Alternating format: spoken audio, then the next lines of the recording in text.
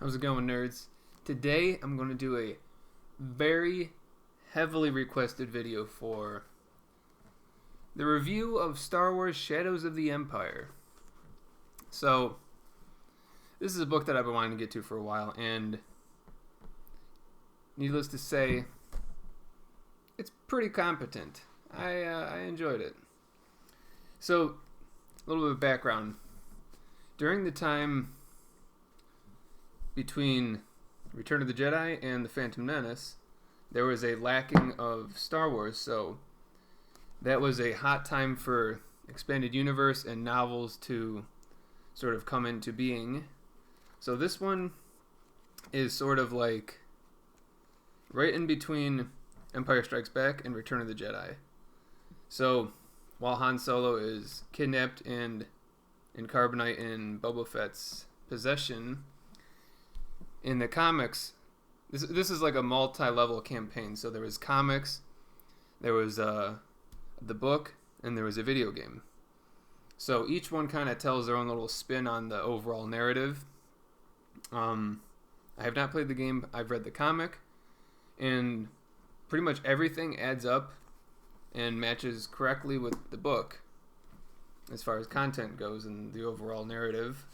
But a couple things were added in the comic that this does not have, such as the Boba Fett stuff, which I'm not sure.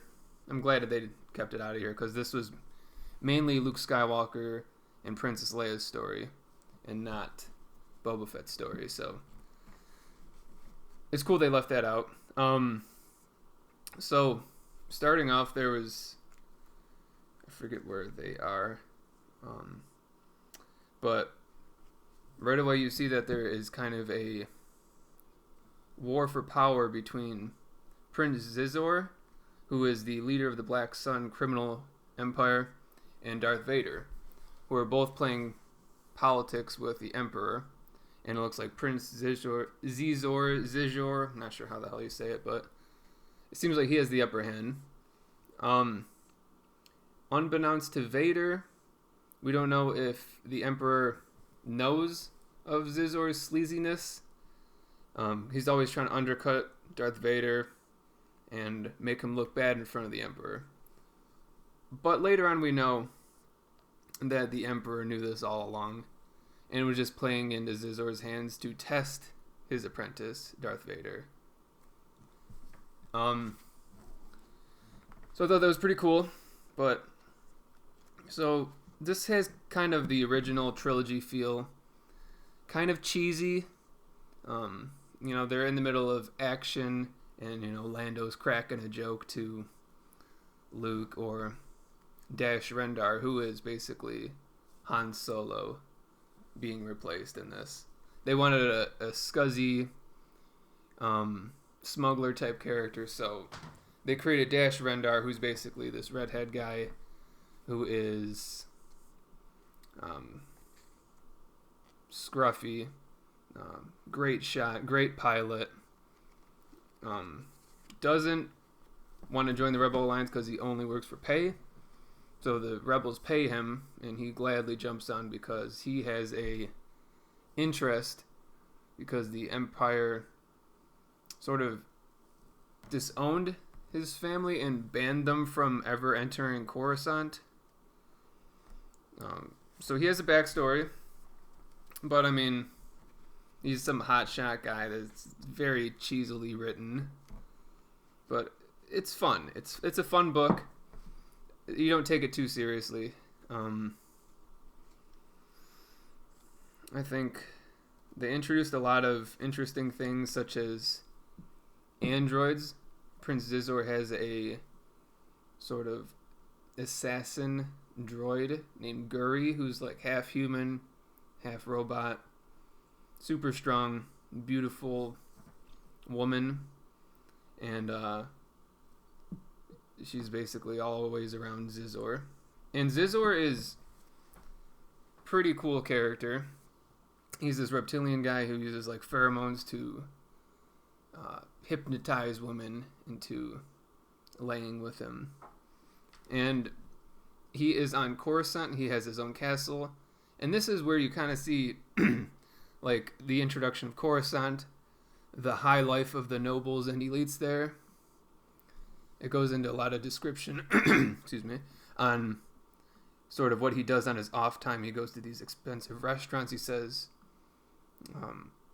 something he eats would cost probably months worth of food for one average person. So he's very wealthy. He has a lot of very unique and one-of-a-kind artifacts around his castle on Coruscant. And he runs this drug empire that I'm not sure if they do spice.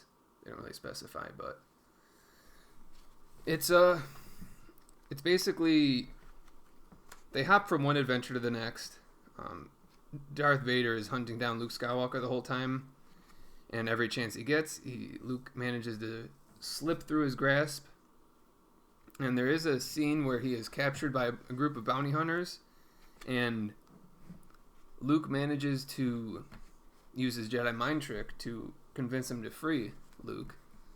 So Luke is in the infancy, intermediary stage of his Jedi training, so you can start seeing all the stuff come up, and then when you see him in Return of the Jedi, he's using his mind trick on the Gamorrean guards in Jabba's palace. So it shows a lot of development of the characters in between. He builds his own lightsaber in Ben's old hut in Tatooine. Then he's chased by a swoop gang hired by Jabba. And so yeah, it pretty much matches up to the comic, like I was saying. And let's see, anything else that stood out to me?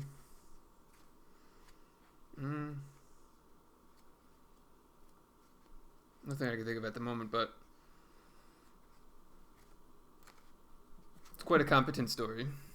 I would suggest it to any fans who are fans of the original trilogy. I would say that this is pretty much as canon as it gets when it comes to the old Legends novels, because it directly bridges the gap from Empire to Return of the Jedi. And if you're interested in those are your favorite films, this is a nice piece, nice little nod to that whole story. And yeah, so overall I would say it is 7.5. Not my favorite of the Star Wars novels. Maybe I'm just prejudiced because I like the prequel era stuff more, but this just has that original Star Wars cheese to it. 3PO is like always being picked on by Lando and Luke, and Luke's cracking these lame jokes at Lando's cooking, and it's written for, it seems like a teenager that the jokes would land on, or like a young kid, but